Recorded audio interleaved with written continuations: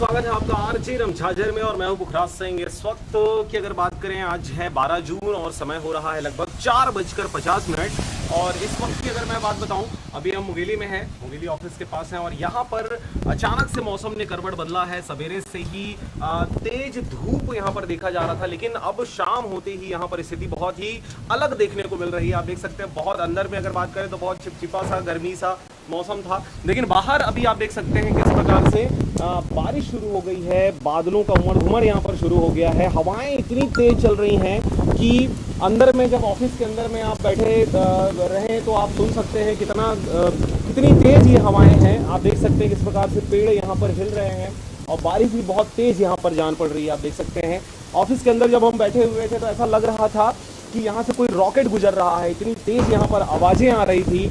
और आप देख सकते हैं किस प्रकार से बारिश, बहुत भीषण बारिश, मानसूनी हवाओं ने छत्तीसगढ़ में प्रवेश कर दिया है।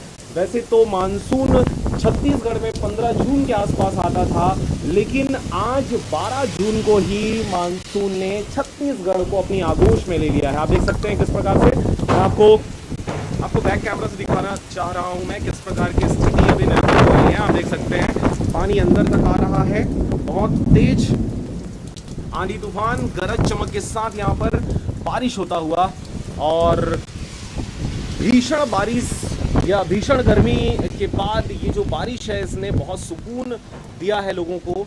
वैसे तो पूरे भारतवर्ष की अगर बात करें तो 1 जून से ही जो कर्नाटक तट है, महाराष्ट्र जो तट है, वहाँ पर